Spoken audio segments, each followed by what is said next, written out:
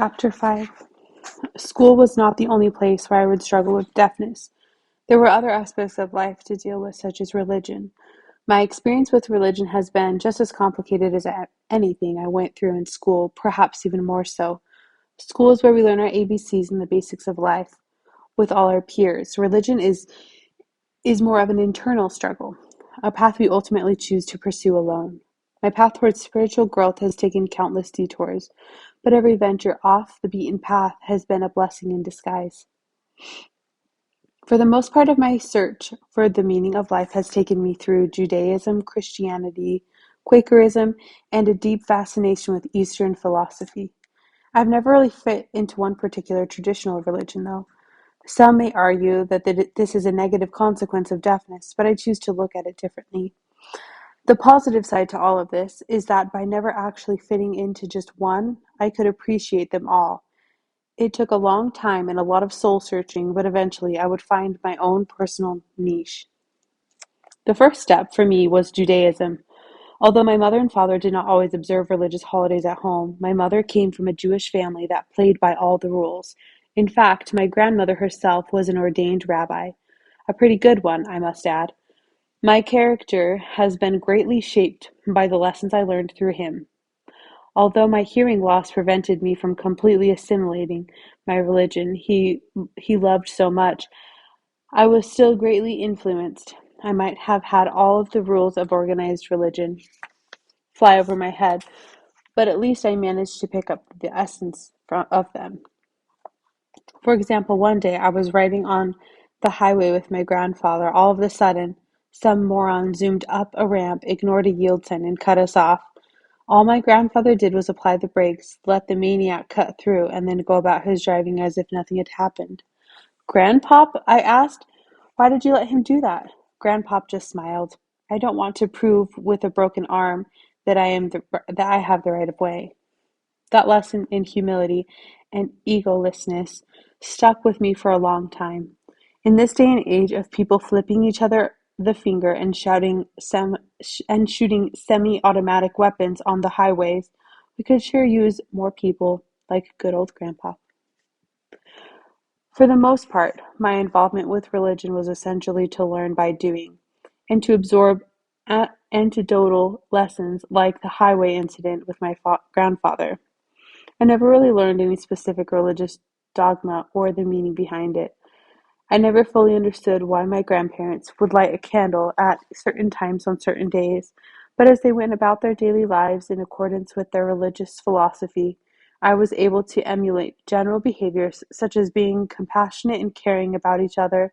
Like I said, I pretty much skipped the dogma and went straight to the essence. Other than that, I generally enjoyed accompanying my grandfather and grandmother to the synagogue, even if I never really understood what was going on. I enjoyed the half-hour drive, playing brain teaser games with my grandmom the whole way. I'm thinking of a number between 1 and 100, and then proudly watching Grandpa preach his stuff at the synagogue. My impression was somewhere along the lines of, "Yes, sirree, that's my grandfather up there. What the hell is he saying? I have no idea. But that's my grandfather up there." Regardless of how much I understood, I was proud of him. As I got older, though, I began having problems with religion. The first problem, simply put, was that everyone inevitably expected me to understand what was going on, while religion to my mother and father simply meant showing up at whatever family events were going on. My grandparents took a more vested interest in my religious development. When I was about 10 or 11, I made so much progress as a student at Plymouth Meeting Friends School that they expected me to do likewise, learning quickly in the synagogue. I was briefly enrolled in this Sunday Hebrew school, but this completely bombed. It was like Houston school all over again. I had no idea what people were talking about. There were too many kids, and I was being made fun of. There was no way I could learn Hebrew in there. I had enough trouble understanding people speaking plain English. So what did they expect? Did I ever speak up? Of course not. Due to the earlier reactions to my deafness and hearing relatives and various professionals, it was already ingrained in my mind that deafness was bad. In a way, I was behaviorally conditioned. In fact, when I look a course on Gestalt theory and practice several years later, I learned that this was referred to as being programmed by an introject. Anytime I was able to understand hearing people or speak clearly, I was praised. Anytime I have difficulty understanding others, or if I mispronounced words by hearing people in my life, would react with grave concern. Deafness was bad, period. So there was no way I could defend myself. I never even looked at it as being treated unfairly because I was deaf. I figured that if I couldn't understand all those people in Hebrew school, it must be my fault. To make matters even worse, Hebrew school wasn't the half of it. I bombed so badly that my grandfather mercifully bailed me out and decided that he would teach me himself. He was determined that by the age 13, I would know enough to have a bar mitzvah. To his delight, I eventually did, and so he began to teach me. He did quite well, but it was not always a smooth ride. Yes, Grandpop was a very patient and accommodating as he taught me what I needed to know. What I got from him in these individual sessions, I had no problem assimilating. Everything else, such as whatever went on in the synagogue or during family celebrations, went over my head. No one really understood this except for my own parents, who weren't really involved anyway. For whatever reason, being it denial or just plain ignorance, everyone else in the family had unrealistic expectations as far as they were concerned. I was a hearing Jewish boy. A common scenario: a day or so before any significant Jewish holiday, a hearing family would smile at me and say, "Mark, do you know what tomorrow is?" I would instinctively cringe, for I knew it was downhill after this. I stammered meekly. Come on, you know what it is. Tomorrow is Purim. Do you know what Purim is all about? I was completely concerned in situations like this. At best, I would take a wild guess. Most of the time, I would shrug helplessly. This would be enough to set off the disaster I knew was coming. First, it would be a gasp of shock, followed by heads shaking disapprovingly. Then came the barrage. Mark, you should know what this is. It's your heritage. You should know. Yes, right, I should know. For the life of me, I wish I could turn back the clock and shoot back. How the hell should I know? You guys chatter incessantly and expect me to just soak it all up like a sponge. Hadn't anyone told you I'm deaf? If it's so damn important, why don't you learn sign language and then tell me what it is I need to know? You should know what it's like to be deaf. Don't be giving me any of this. You should know. Of course, I never spoke up. Deafness is bad. Be hearing. Be good. Be hearing. Obviously, my hearing family could frustrate me sometimes. Yet, if they gave me a hard time about deafness, they had no idea that they were doing so. At least in other ways, they gave me plenty of love and attention. So, if any bad experiences with my family, they were always related to deafness or religion. Those are just two aspects of my world. In many other aspects, my family was loving and supportive.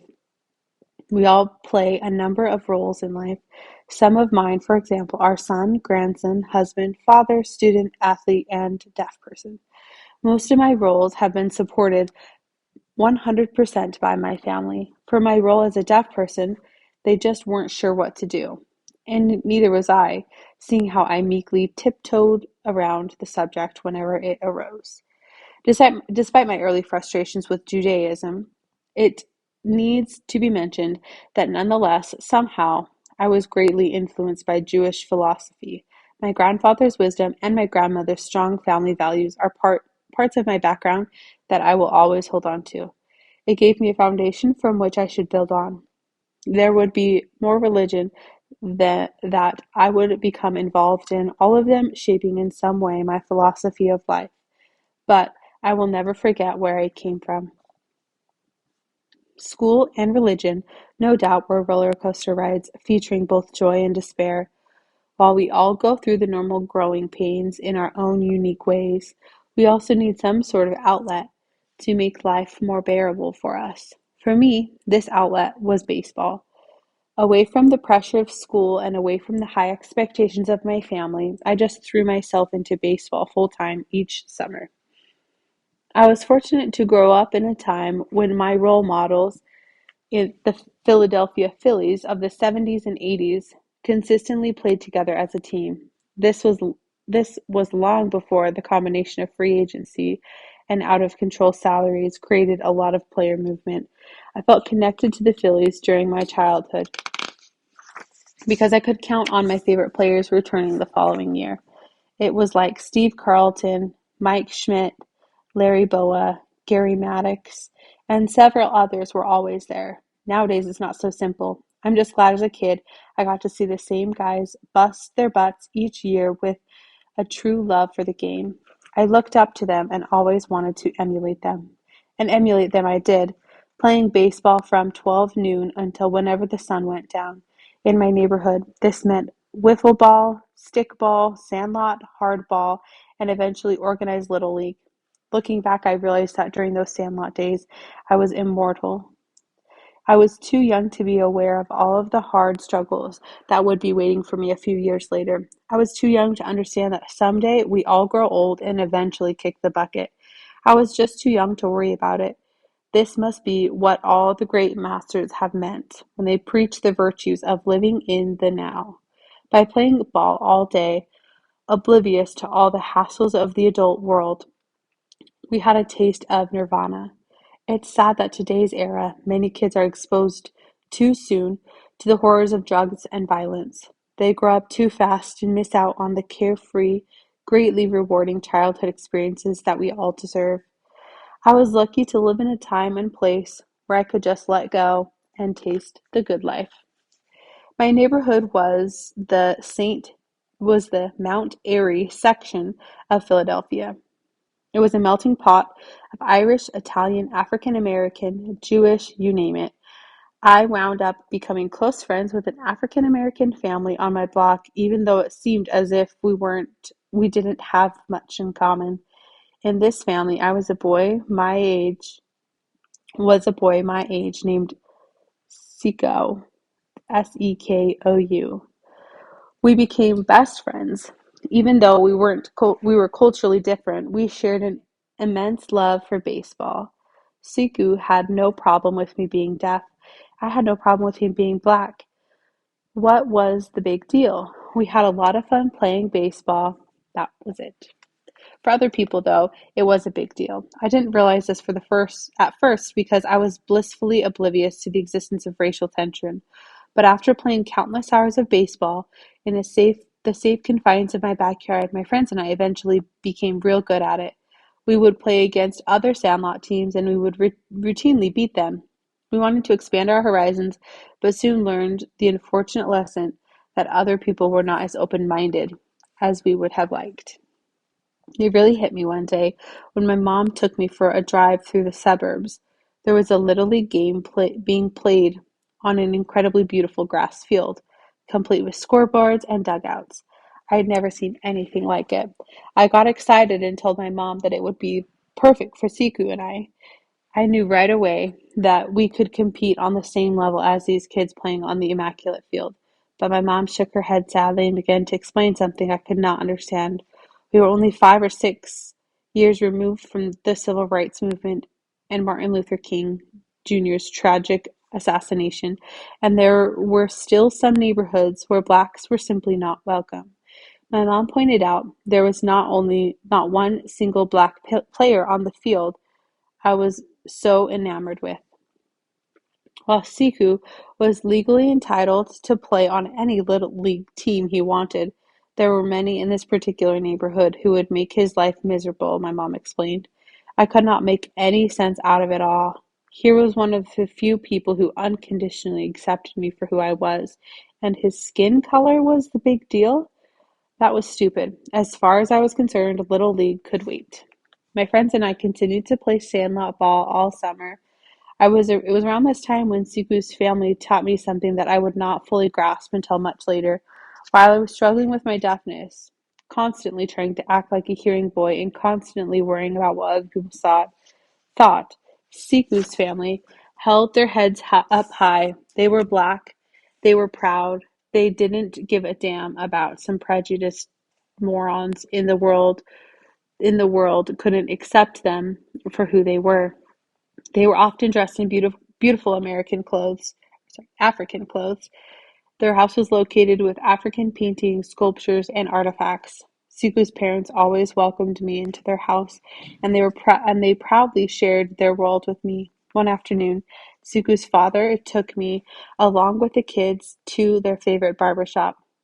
I was in a room full of about 20 other people. None of them were white. I was the only one. I was about 10 or 11 at the time, and it was a strange feeling sticking out the way that I did. Siku's father wanted to give me an idea of what it felt like to be the racial minority, and he succeeded. For the first time, I really understood how Siku must have felt whenever we ventured into a predominantly white neighborhood for a Sandlot game. I realize now that there was no better lesson to learn than to have empathy and compassion for another's perspective and to be able to walk a mile in someone else's moccasins. Looking back, I also realized that I could have done a lot better job learning another lesson, how to be proud of your own culture. If my parents and I had half the pride in being deaf that Siku's family had in being black, then most of our problems would have been eliminated right there. Of course, I learned this lesson slowly, given my tendency to do things the hard way. Eventually, Siku's family packed their bags and moved downtown so they could live closer to the church they routinely attended. I would make other friends, both black and white, and we all kept playing baseball. But before Siku moved, there was one game we played that I will never forget. We were challenged to a game in another part of the neighborhood, in a sandlot field behind Grace Church on Gowan Avenue. The challenges were was issued the challenge was issued by an all-white baseball team a few blocks away, and they told us to make sure we had at least 9 players. This is going to be real baseball, not a makeshift game where a trash can lid doubled as a home plate. We looked around and found as many neighborhood kids as we could. We managed to round up about 12 people, but only 5 or 6 of us were bona fide baseball players. We had to recruit some guys who didn't play that much, if at all, because positions needed to be filled. For a while, we actually contemplated putting my dog in the field. She was good at catching or chasing down the balls, but didn't have much of an arm. As we arrived at the Sandlot field, we noticed that the other team was big. Many of them I had never seen before. My feeling at first was that this was not about baseball, but more likely a black versus white thing. Someone on the other team made a despairing remark about me being the only white guy on the team. The first pitch had yet to be thrown, but already racism was rearing its ugly head. Once the game started, though, something wonderful happened. We all began to have a lot of fun. We forgot about skin color and we focused on baseball. Not that it helped my team, though. Our opponents were really good and they were giving us quite a drumming. But by the ninth inning, we were down 13-0, but we were enjoying ourselves a lot more than the score would have indicated. With 2 outs at the top of the ninth, I stepped up to the plate.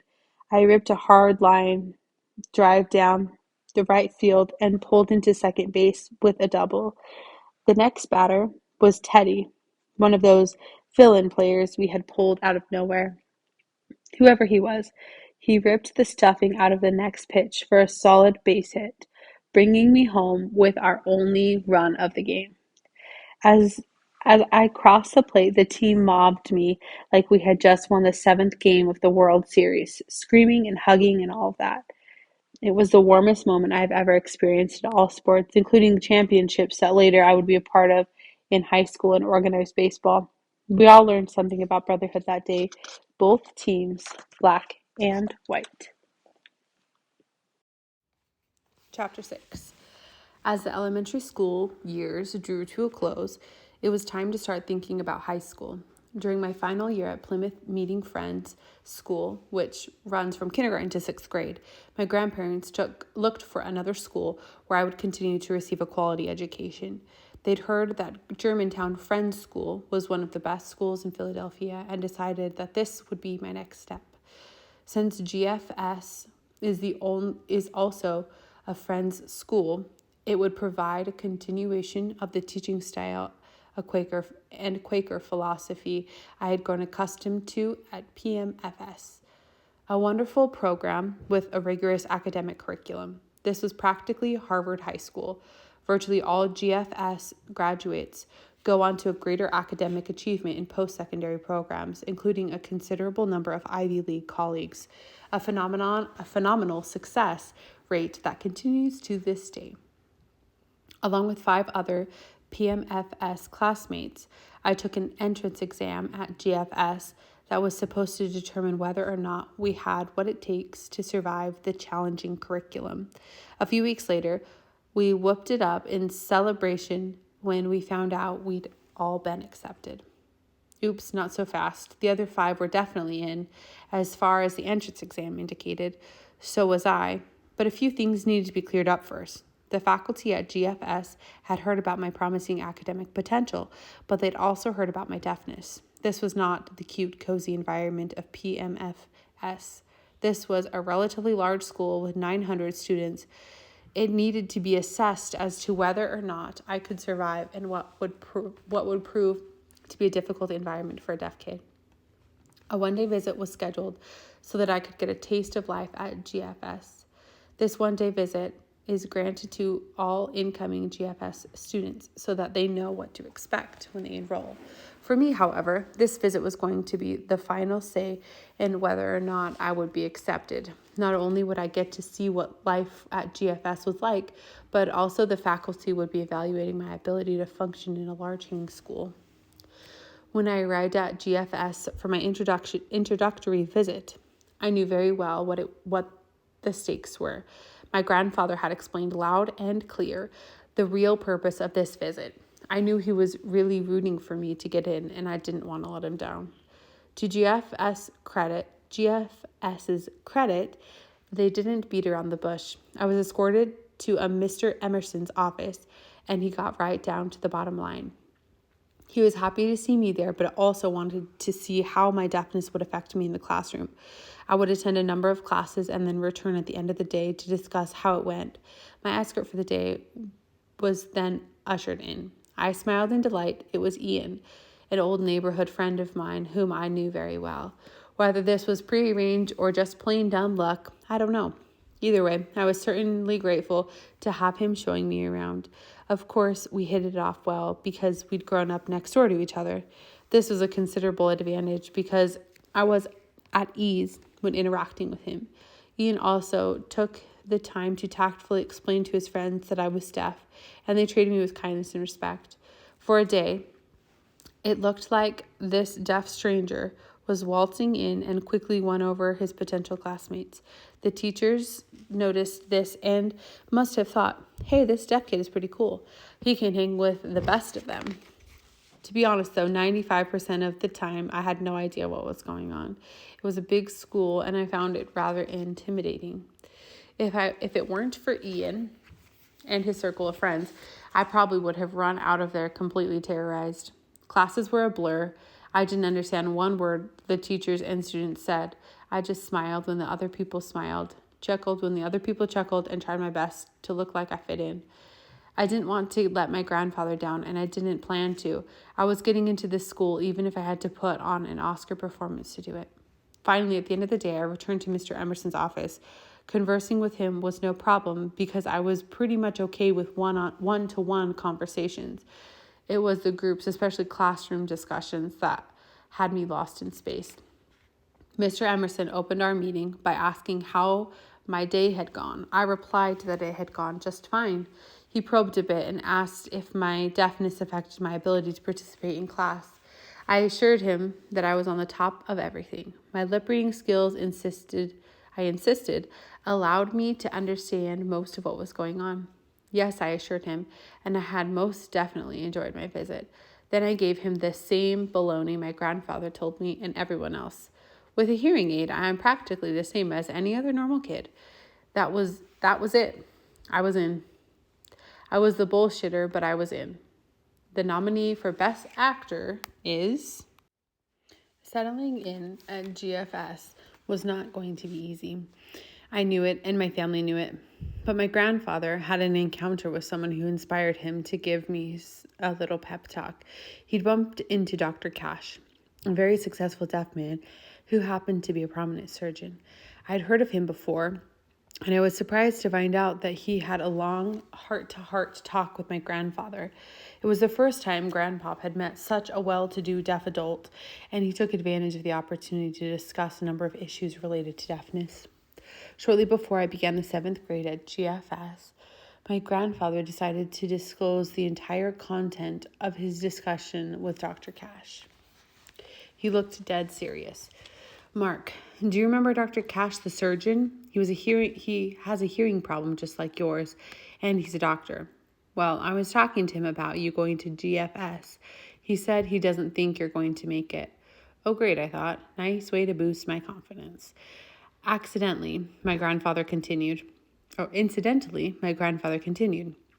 Dr. Cash himself went to GFS for a short time. It didn't work out. He said that no deaf person ever has nor ever will graduate from GFS. I think you can prove him wrong.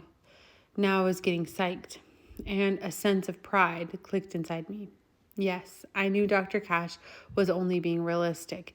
He knew firsthand that GFS was a tough school for anyone. The school had passed enough academic challenges as it was. Throw in a progressively worsened hearing loss, and that might have been one challenge too many. Nonetheless, I was determined to show that I had what it takes. I knew it was going to be a formidable task, but I was going to make it. Determined that as I was to succeed at GFS, it immediately became a difficult transition. At PMFS, everyone had known me, and I had also been one of the best athletes in the school. At GFS, I was just a face in the crowd. I was a mediocre athlete among many students. I was lost in the classroom and relegated to the B squad on the soccer team. Yes, these are normal frustrations experienced by anyone who moves to a bigger school, but for me, they were magnified. My deafness made it much harder to adapt. It was hard to make new friends, and it was hard to believe I had ever been comfortable there because I understood so little of what went on. It was a chore trying to read everyone's lips. It was frustrating when homeroom teachers reminded me to wear my hearing aids and sit up front as if it would help. It didn't. Each class was fraught with a considerable amount of stress. I would worry that the teacher would call on me and that would make a fool out of myself. Often I did. It's hard to answer questions you don't understand. I felt a considerable amount of pressure to fit in with the hearing students. I tried my best to look like I knew what was going on at all times. My daily routine consisted of trying my damnedest to understand what went on in class.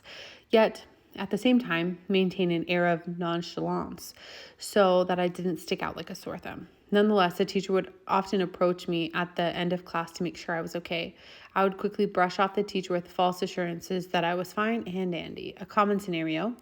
Yes, Miss Wilson, I'm doing fine, no problem. A brief pause, the teacher leaves the classroom. Hey, Brian, what did she say the homework was?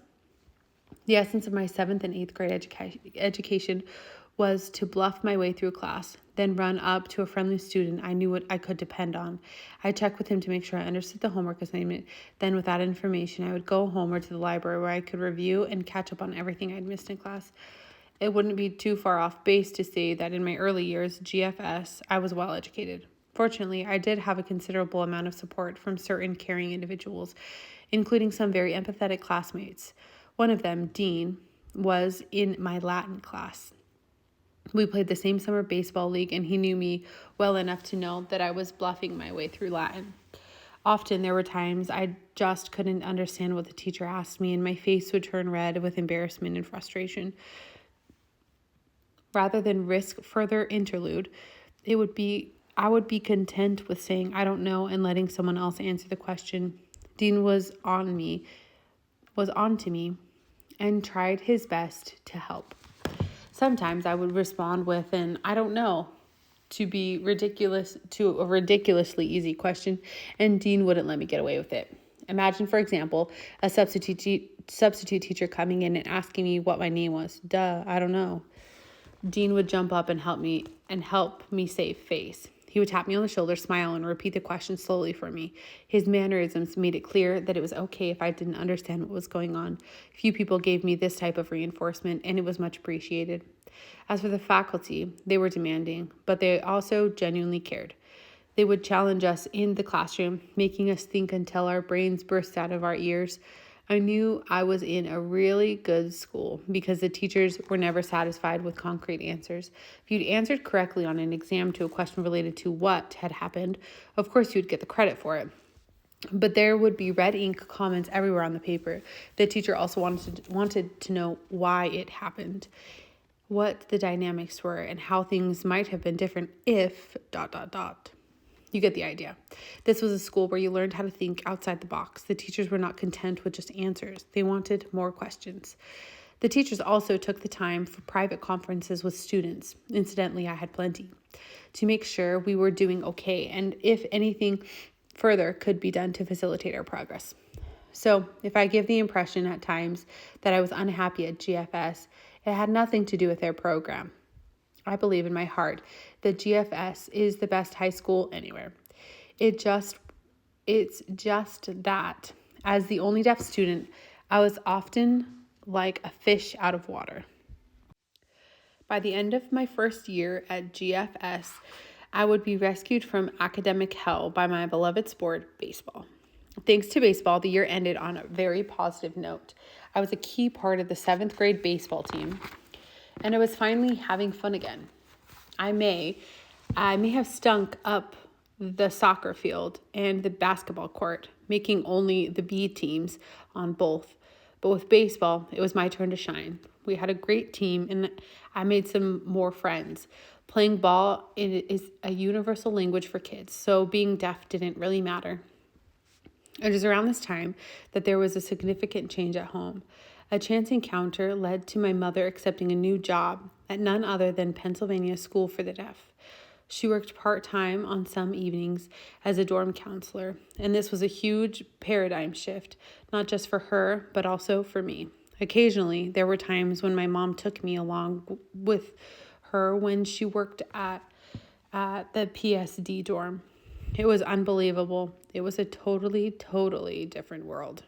I have no idea how I can adequately describe what it felt like for the first time when I walked in to a whole school full of deaf children. It was an awakening rebirth of sorts, and all communication shackles broke free. I can only attempt to describe how I felt. Mere words cannot express it adequately enough, but they will have to do. Imagine that you were born in some small Atlantis at the bottom of the sea, and the only life you knew was to live in some glass bubble underwater. You could catch all the fish, swim and play, but you weren't really a participant in that life. You were nothing more than an observer to most of the things that happened around you. But with the help of technology, you could put on scuba gear and swim with fish. Unfortunately, the gear was heavy and uncomfortable, and as much as it helped you interact with the fish, you were never able to swim like them. You were different, and you knew it. Suddenly, one day, you decided to keep swimming upwards. Your friends, the fish, advised against it. Silly boy, they said. Everyone knows it's a liquid world. You have nothing to gain by going up to the surface. The air is too thin, the land is too hard. It is a liquid world. You've heard this argument before, and you've always listened to it. On this occasion, however, you felt that it was time to find out who you really were and everything you were all about. You swam all the way to the surface and wonder of wonders.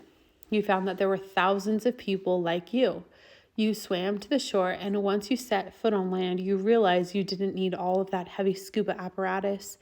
You could run with the legs you were born with, and you could freely breathe in the natural air you were meant to breathe in. You could hold effortless conversations and have deep, meaningful relationships with others. Freedom at last. I can just see one of my old hearing classmates reading the above analogy and saying, "So what am I, a flounder?" No offense to my old classmates, but I genuinely felt a sense of freedom and involvement at PSD that I had never experienced anywhere else. When I met the other students at PSD in the dorm for the first time, I felt a lightness, a jubilation that had never existed before. No straining to read lips, no struggling to keep up with conversations going on between two or more people, no pressure to pass myself off as a hearing person. We were all equals. It was all learning the value of true and meaningful interaction. Everywhere I went, I could understand clearly what was being said, since everyone at PSD was signing. Although I had been discouraged from signing while in my earlier years, I had picked up enough at home while watching my mom and dad sign to each other. Even though I wasn't a completely fluent signer myself, I knew enough to be able to interact with the deaf students at PSD. We played games, watched captioned movies, and had all kinds of fun. I never had to worry about fitting in or about catching up on misinformation. The burden of trying to be something I'm not was temporarily lifted. Sign language made my life bearable again.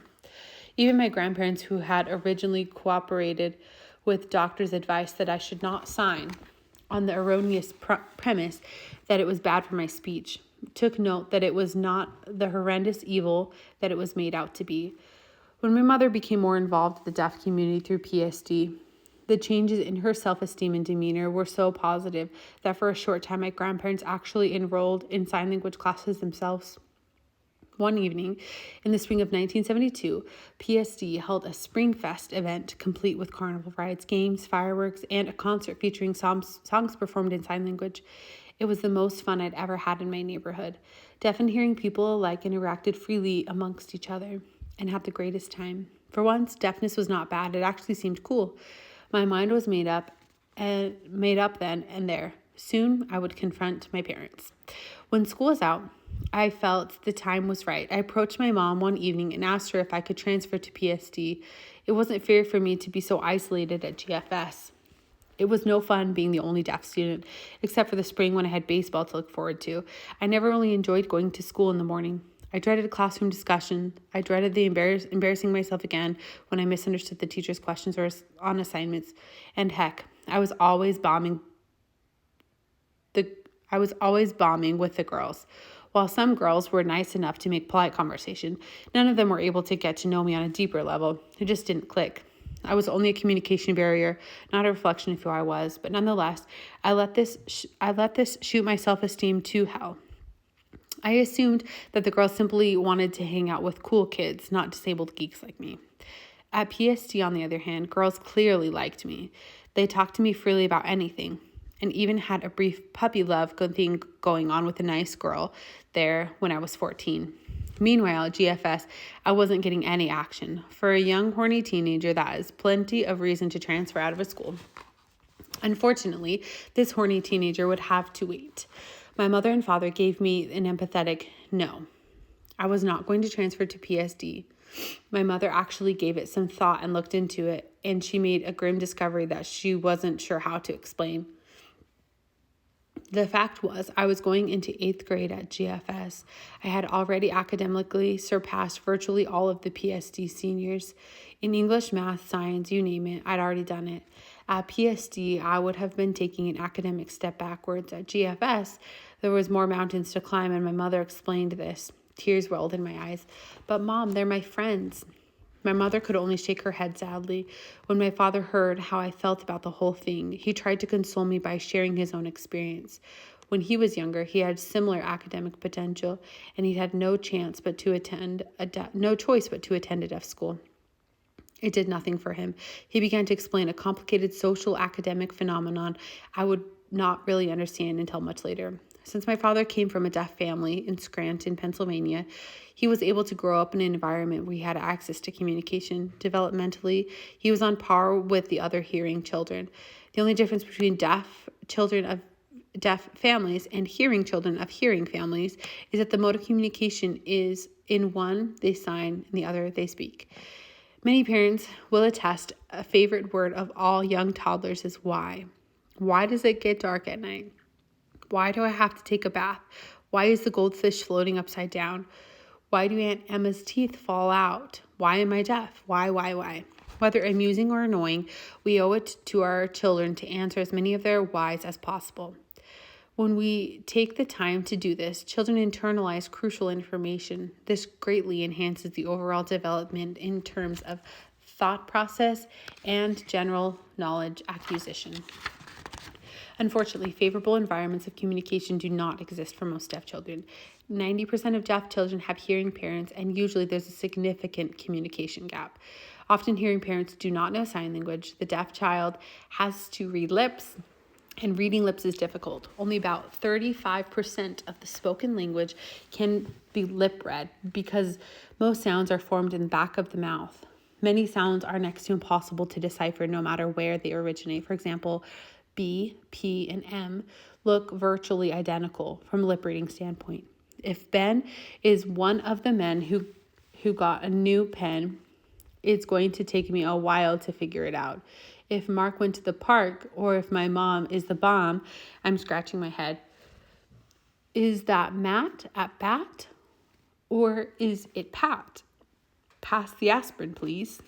Imagine trying to answer all of your kids' whys questions in such a manner that he or she can only understand 35% of what you're saying. Many parents try their best only to give up in frustration. I've seen it happen time and time again, only to give up in frustration. Many parents try their best only to give up in frustration. I've seen it happen many times, and it's painful to watch. Instead of genuinely conversing with their deaf children, many parents wave off questions with a "never mind." That makes deaf kids feel like they're not important. Some hearing parents respond to their deaf children with terse answers, or just say, "No, don't do that," without explaining why it's not a good idea to shave the cat. No bona fide communication, nothing learned. Considering most deaf children come from hearing families that do not sign, they probably start their school years having to play catch-up. Their vocabulary base is severely limited as compared to hearing children who can understand and interact with their hearing parents. My father explained that when we moved to Philadelphia as a teenager, he attended 2 deaf schools, PSD and the Martin School. Not only did he have to pass the time in classes where he was way ahead of everyone linguistically and academically, but he also had to put up with the then enforced oral philosophy of both schools. Sign language was forbidden for the same reason that doctors had told my grandparents not to let me use it. It was believed that in order to be successful, all deaf people must speak. This philosophy has thrown a monkey wrench into the academic careers of countless deaf students. Many deaf children have gone through school and learned nothing because they were being trained to be something that they simply weren't. If you had your choice, would you rather that your kid spent 6 years learning how to successfully pronounce the word ball, or would you rather that those 6 years were invested in signing to him the concepts of modern science, literature, and mathematics? This is a no-brainer, right? Guess again. Believe it or not, this argument is still hotly debated. Oralism has worked for some deaf children, and it has ruined the lives of others. It's a very controversial topic. At PSD, however, the administration of the deaf community eventually realized that the oral approach resulted in more frustration than success. It was clearly not working with this particular population of deaf students. It was a horror story. My father pointed out how one of his teachers used to hit him on the hands with a ruler whenever he signed. And one day, in total frustration, she actually began smacking him on the ears, hollering, "You can't hear, you can hear." My dad also told me about his friend Ted, who could never learn how to speak no matter how hard he tried. He would put in a good effort, but always to no avail. My father thought it was absolutely disgusting how the teachers would gush, "Oh, that's wonderful." And Ted managed to emit a guttural sound that bore no resemblance to any spoken word whatsoever. At times like these, my dad confessed that he often wondered why teachers and administrators could not see the obvious. They would have simply allowed sign language in the classroom. They would have easily covered more material at a much faster rate. Instead, they wasted valuable time trying to pronounce George Washington without getting to whatever it was that Mr. Washington had done that was so important. Regardless of speech, Regardless, speech was the number one priority throughout my dad's school years. Often he watched in bemusement as teachers picked on poor Ted. Finally, one of them pushed Ted way beyond the limits of his tolerance. Completely exasperated, Ted cut loose with one word that he could pronounce correctly: fuck. My dad did his best to restrain his laughter, lest he wind up on the receiving end of another hard slap.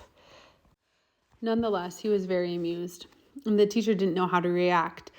Should she congratulate the boy or send him to the principal's office? Ted had finally, after all these years, pronounced a word correctly, and it was a word that would have made George Carlin proud. Wonderful. Neither Ted nor my father would ever forget this special breakthrough.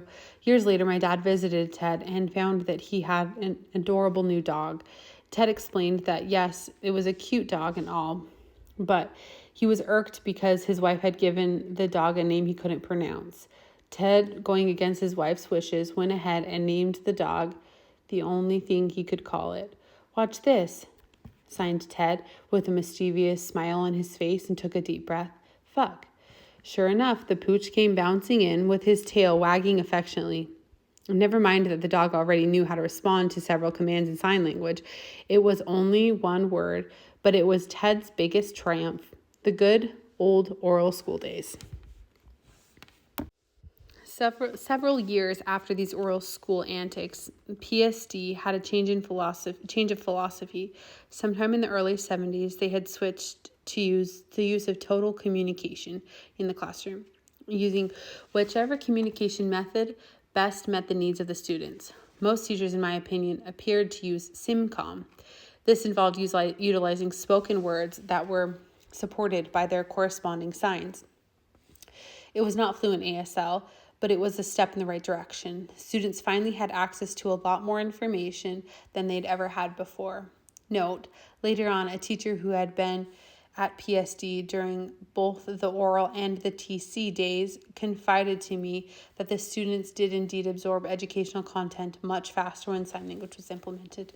Further on down the road, PSD would eventually adopt a strong philosophy supporting the use of ASL in the classroom. They would take many other steps to close the communication gap, such as implementing a successful early intervention program. At the point in time when I wanted to transfer, however, the gap was still huge.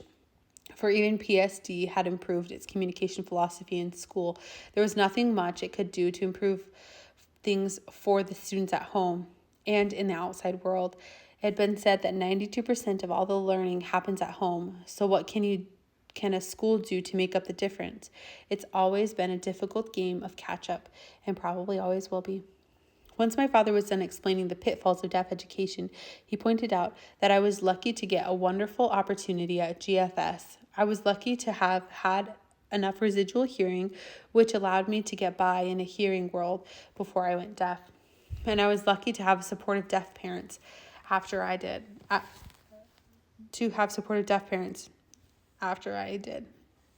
was lucky to have the cognitive skills to be able to survive at GFS. If he had been given such a choice, my father would have gone with GFS, hands down, no pun intended. The education of deaf children still had a long way to go, he explained. So I might as well take advantage of my abilities to succeed at GFS if I had what it took to just barely make it. And if it looked like I did, why not just hang in there? Maybe someday I would learn enough to help turn things around for the deaf world. For now, though, the deaf world would just have to wait. I wasn't joining it just yet. After the unsuccessful attempt at convincing my parents to let me transfer, I grudgingly turned to GFS. I cursed my luck. Why couldn't I have been perlingually deaf? Had I been born completely deaf, people would have left me alone. I wouldn't have been in this situation trying to be a pseudo-hearing person that I was. I didn't fit into the hearing world, and I wasn't allowed to be part of the deaf world. I was too different. So, as my year in the 8th grade drew to a close, I had done it again. By using mirrors, smokescreen, and the deadly martial art of buff you, I had successfully given the impression that I knew and understood most of what was going on. It had grown tiresome. I had especially dreaded Wednesday assemblies where I would sit there, bored out of my mind, while someone gave a speech presentation or musical performance. Why didn't I speak up and tell everyone that it was a waste of time? Of course, I never complained. Good boy, be hearing. Even if my smile when everyone smiles, laugh when everyone laughs routine gave enough people the impression that I was hearing or reasonably close, it didn't fool everyone. My teachers were no idiots. They'd been keen on keeping an eye on me all along. They knew I was getting by in my own way, but they also knew it wasn't going to last much longer. While the 7th and 8th grade consisted of mostly hands-on work and following textbook assignments, the 9th grade through 12th grades were a whole new ball game. In those upper grades, there would be an emphasis on classroom discussion instead of teacher lecturing, leading us through the textbook questions that were easy for me to follow. The whole class would be discussing various topics in depth. We would all be learning from each other. Everyone, that is, except for the deaf guy. The teachers, however, knew that I was really going to be in a fog if I had to follow an entire classroom discussion on my own. They realized that if I were to remain at GFS, I would need some kind of extra support. Some consultation was done, and my mother gave me the news over the summer. I was going to get a sign language interpreter. My reaction left no doubt about how I felt. No. I went into a big funk over this. It was bad enough that on many occasions I'd made a fool out of myself trying to act like I knew what was going on. I was a world champion nodder, saying yes to a lot of things people said in usual conversations. My personal rule was to always say I don't know to teachers and yeah to students whenever I couldn't understand anything. I thought this was a very efficient way of camouflaging my deafness. Of course, it didn't always work.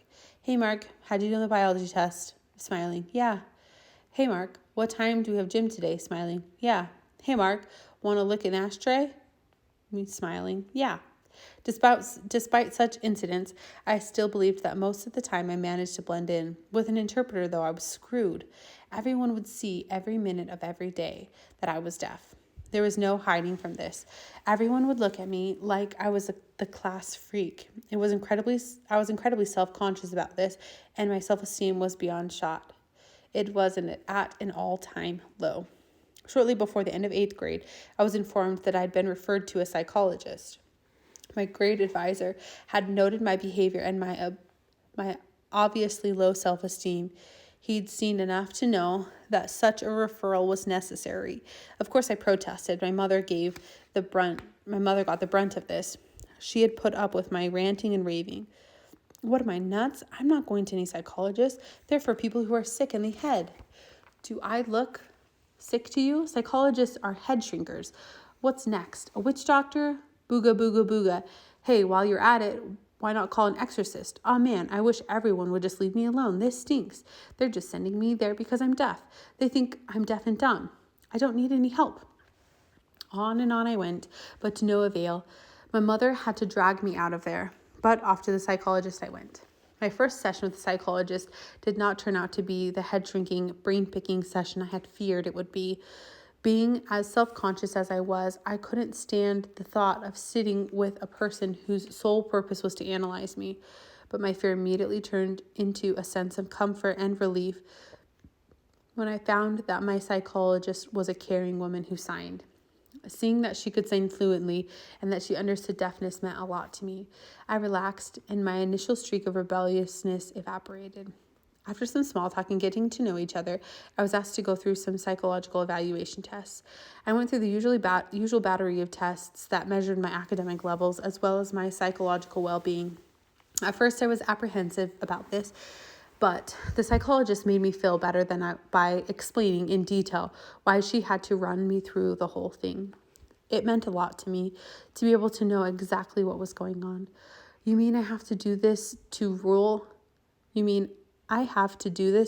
out the fact that I might be nuts? I asked. She grinned, reassuring me that I wasn't nuts, and went on with the testing.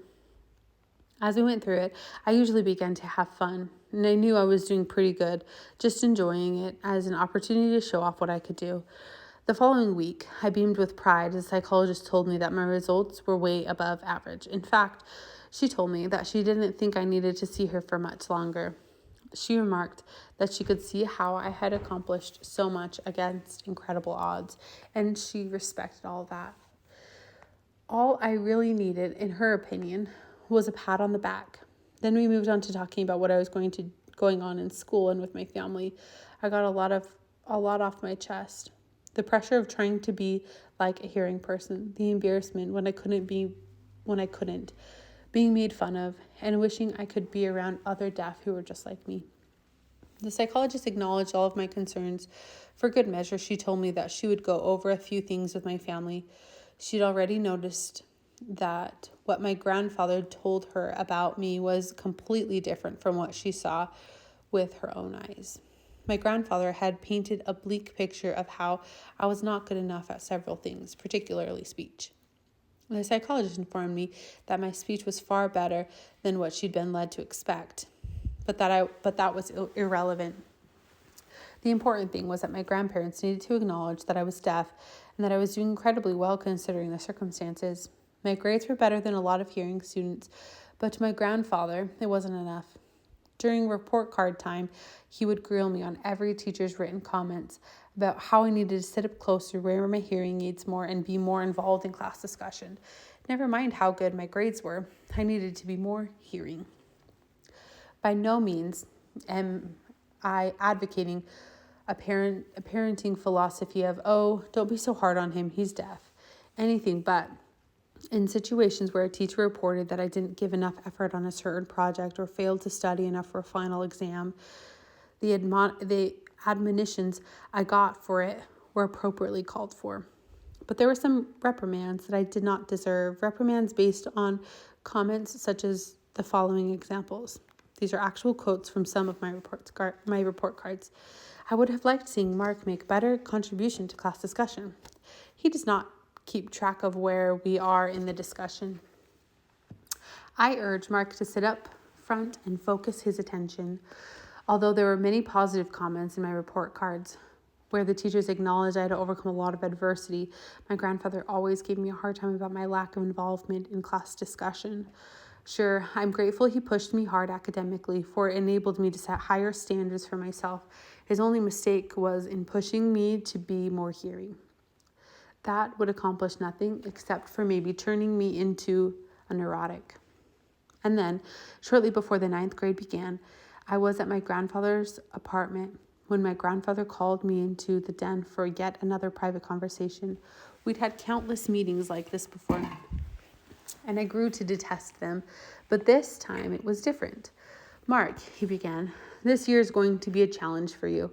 You've got a lot going on, but you've accomplished more than many people thought possible.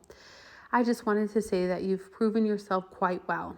I'm not going to bother you anymore about GFS. Mark, you're on your own now. I was completely surprised. It was a complete turnaround from what I would expect from him. Although in general, he was a fun guy to be with, as far as school was concerned, he had always been dead serious. Perhaps he felt that I needed to be 10 times better than everyone else in order to compensate for my deafness. Whatever it was a big, unexpected surprise when he told me I was on my own. If I had any problems and needed advice, of course he would be there. If I ever turned in a lousy report card, then it would be up to my deaf parents to say something, as it should be. Now my grandfather could go back to being just that, grandfather. The same went for my grandmother, who had also shown a considerable amount of worry and concern over my academics. Our relationship greatly improved after this announcement. I could go back to enjoying their company without rolling my eyes whenever a school-related issue came up. When I rode back home with my mother that afternoon, she explained the reason behind what had just happened. The psychologist had actually called my grandfather for a private discussion of their own. Basically, she told him to wake up and smell the roses. He'd been so worried about my deafness that he had failed to see the big picture. Overall, I was doing pretty well. With all of that said and done, I felt vindicated. See, I told you, I wasn't nuts.